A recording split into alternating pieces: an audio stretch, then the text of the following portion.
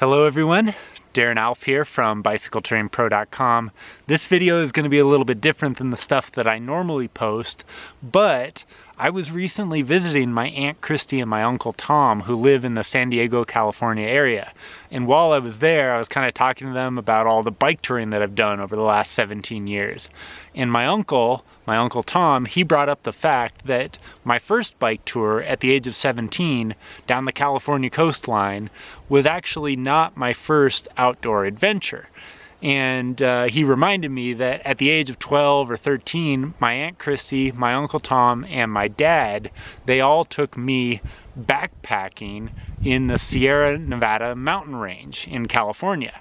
And we were out there for about 10 days, the four of us, doing this long distance backpacking trip. And so my uncle wanted to sit down and kind of share with you a little bit of my history of how I got interested, not necessarily in bicycle touring, but in the outdoors.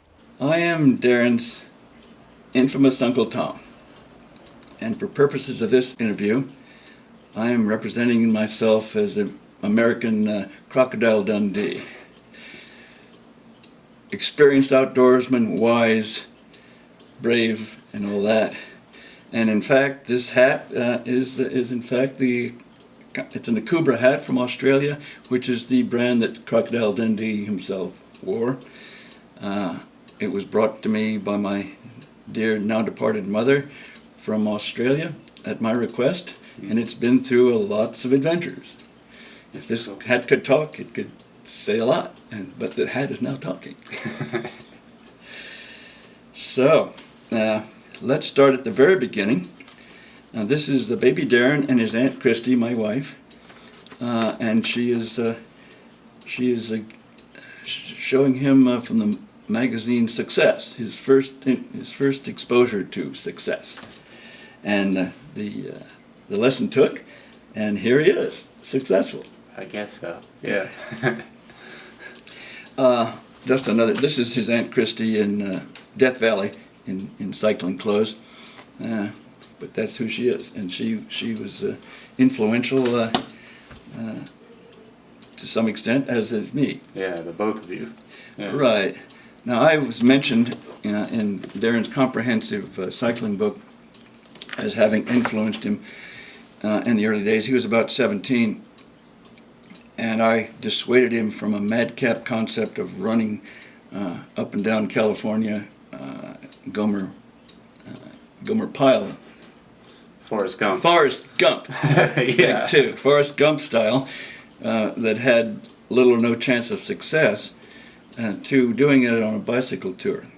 Even though he hadn't done one, this I thought gave him a fighting chance to actually complete the trip successfully, which he did. And on that particular trip, here's a picture of myself and him at the Mexican border. I accompanied the last couple of days of the trip on bike, and here we are at the end of it, bicycling from my house here in Coronado down to the Mexican border about 25 miles away. However, I think the major influence that Chris and I had came before that. Came 5 years earlier, when Darren was 12 years old.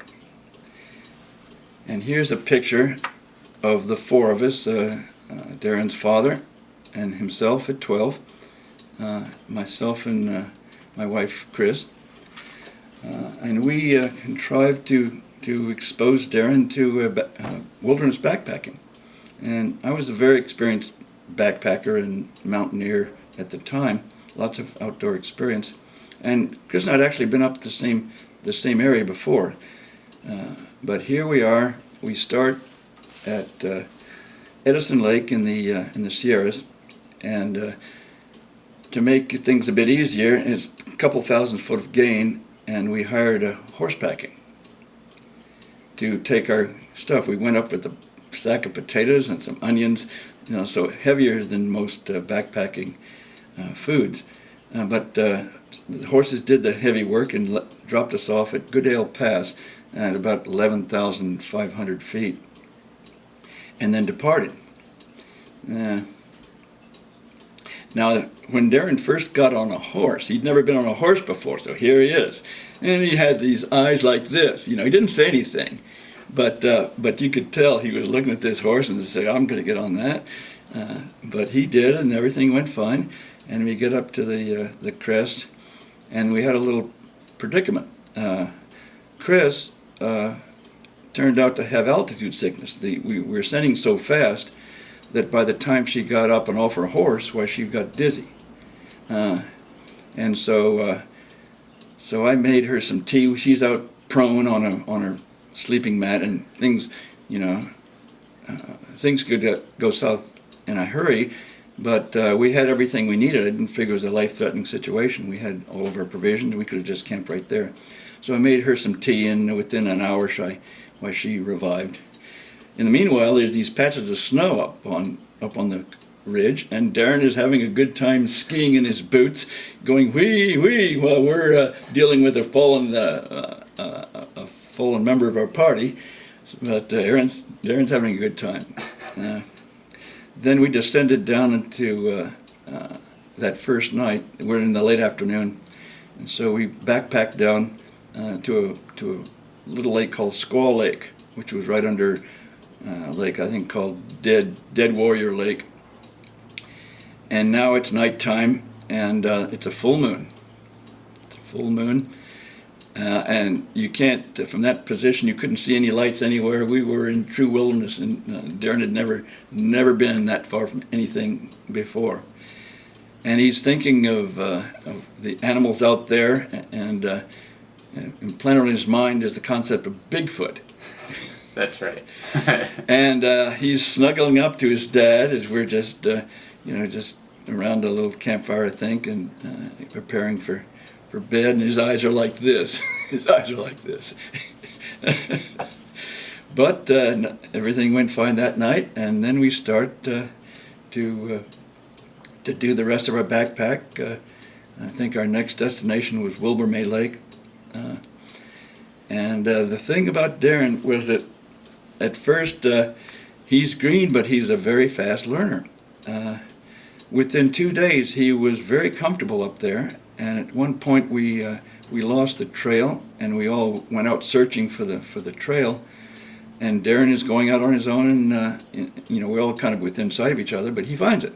Darren finds the trail, and so we take the trail to the next destination. What was it? Olive Lake. But now Darren's getting very comfortable. He's enjoying the wilderness experience, and he's finding that you can be comfortable, reasonably warm and well fed in a wilderness situation, and that's a major concept to have. And so he's very quick to adapt. Then a couple of days later, we went to a bigger lake, Peter Pendle, I think it's called. And we go fishing, and Darren's introduced to trout fishing, and then I go off and do some fishing, and he comes back and with this nice big trout, and I say, "Where, Darren?" No, Chrissy asked him, "Where did you get that, Darren?" And he said, "I fished where Uncle Tom told me not to." Yeah. And where I told him not to, there was a little stream that was going over a waterfall, about a 500-foot drop, straight down. But there was a little pool just before it went over the edge, and Darren fished this pool. Yeah, the pool was this big. Like, it was so small. Yeah. The pool was small, but the fish was okay. So now Darren is not just following instructions; he's figuring things out for himself. Now I should say that his father had suffered a minor stroke years earlier, and it affected his balance. So there was some question about his ability, as a backpacker. But he was doing fine. He's strong, athletic, and we were on good trails. But the final day coming out, we decided to say, well, if we take this shortcut over a very steep mountain, kind of rocky, steep mountain. Yeah, it was no trail, cross country, steep, a short bit, maybe a couple hundred feet. where we had to go up, and then we could hit, again, a trailless place, and then hit a trail going back into Graveyard Meadows, which is where we passed through to begin with.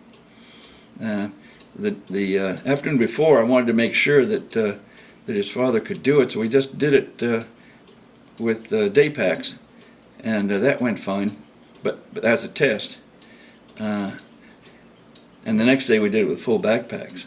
Right. And his father was a little bit shaky, but Darren was very solicitous. You know, he was supporting his father and right by his side, and his father did okay, and we got back, and so it is with the wilderness experience at age 12, which I think was the more important influence that we had, in that he got a real wilderness experience.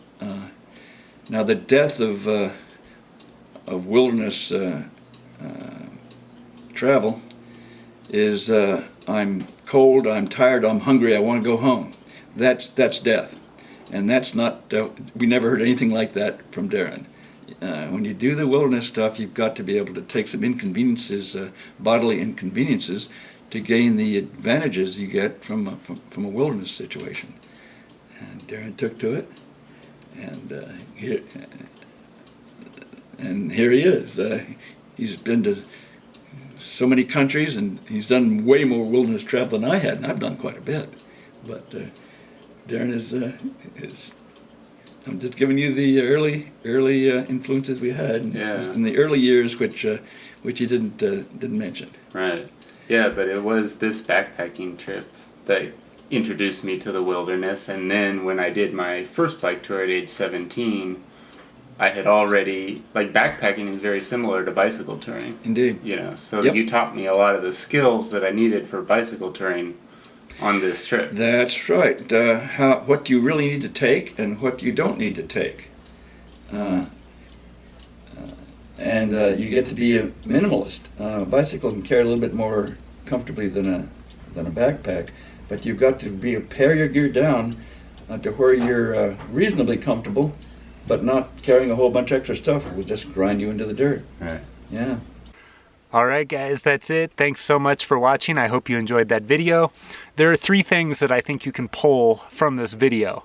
1, it's very nice to have a mentor or a coach or a guide.